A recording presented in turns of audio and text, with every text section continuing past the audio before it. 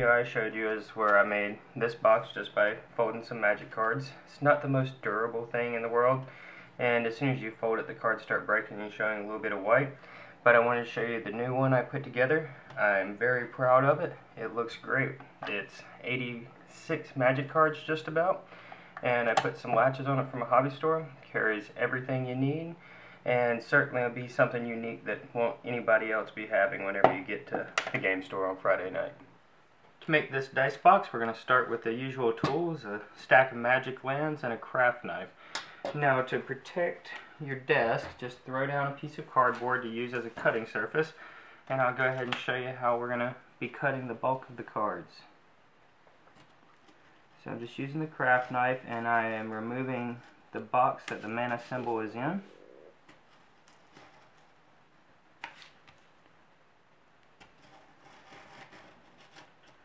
Now, it doesn't really have to be perfect. You'll see whenever people are making three-dimensional tokens that you are going for perfect, but no matter how much you try, you just don't get there.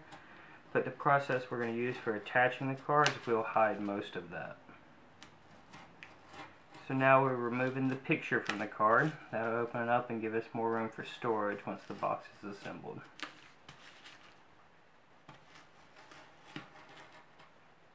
Does not take very long to cut out and prep the card for use, but will take a while by the time you've cut out 80 of them. And that's how many you will need to continue on with this project. We won't need the cardboard anymore because I've already got everything pre-cut. What that is that's both sides of them right there. Okay, so in some previous videos I showed how to make these cards. I'm using them here just to add a little bit of an accent to the boxes we're putting together.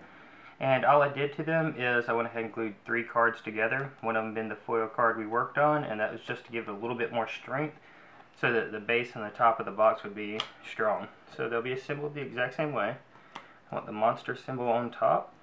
Since I want to be using a swamp for the base, I'm just going to sort through this stack I've got here and pull out a swamp that looks pretty good. So that one's pretty jagged. I don't want it to be the face. There we go. That one will work great. And I'll do the same thing for the top of the box, which will be in blue. I'm just going to sort through, look for an island that's particularly clean, like that one there.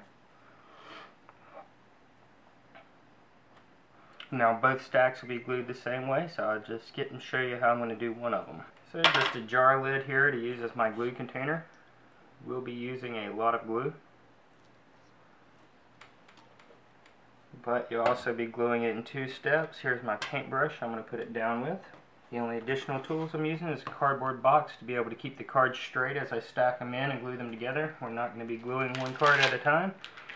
And a dragon shield box full of pennies just to use as weight to hold the cards flat when the glue dries. So to glue the stack together, I'm just going to take the full stack, put them as straight as I possibly can, and I'm going to slide them into a corner in the box. Be sure that I have them really uniform, and I'm going to use one finger to sort of hold them in place. And then the only place we'll be putting glue on these cards is on the inside of the frames. So what I'm painting is the edges of the cards.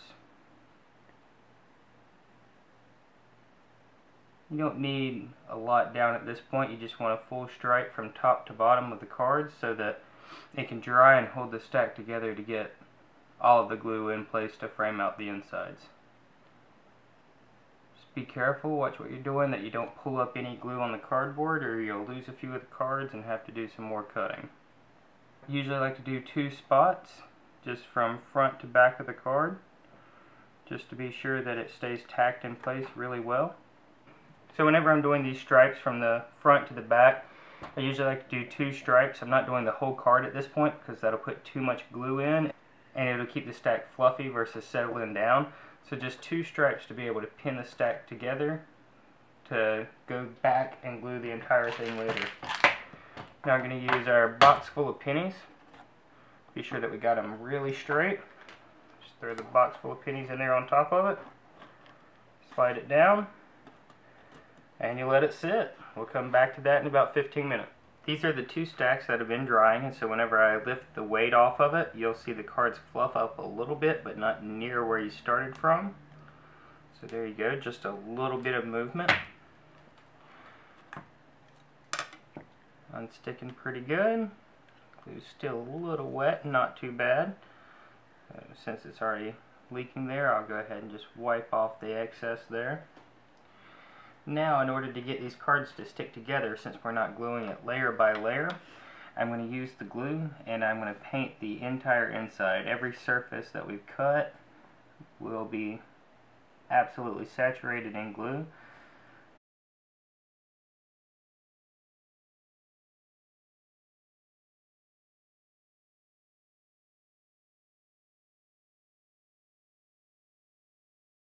So whenever you uncover your stacks and peel off the back cards, you might have some glue dried in the corner. Just take your craft knife and go ahead and chip that out. It's a thick layer, so it won't be any problem to peel off that glue. Give it a nice clean corner to it. A little bit here we'll go ahead and take off. So I'm going to start with gluing the back side first. Instead of trying to glue the entire stack and put it together, I'm going to take the glue and then I'm just going to brush it really thin to the outside here. That way I don't have too much layover onto the face of the card.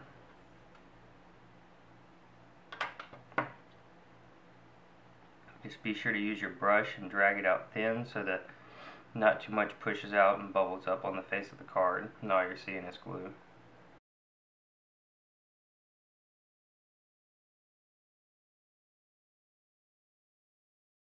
As soon as you have the card completely coated, you want to take the backing and just lay it down so that you see the image through. Get lined up as best you can. Try and get it pressed down a little bit so it'll stick. Flip it over and so that we get a good finish with it. Go ahead and weigh it down until it dries.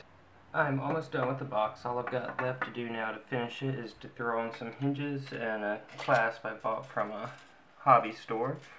So I'm just going to go ahead and mark my dots to mount the bottom piece first. After you do the bottom piece, it'll be a lot easier to line up the top one.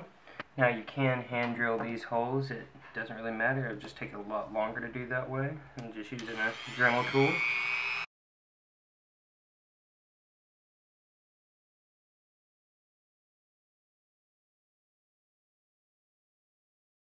Now that we have the latch mounted on the bottom side, we'll bring in the top side.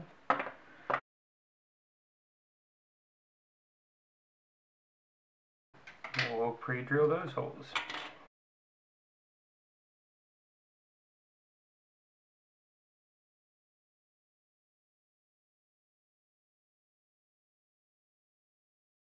Now that we have our latch on and working, just got to flip the box over and do the same thing putting on our hinges. So I'm just going to separate it just a little bit so that I can see where the crack is.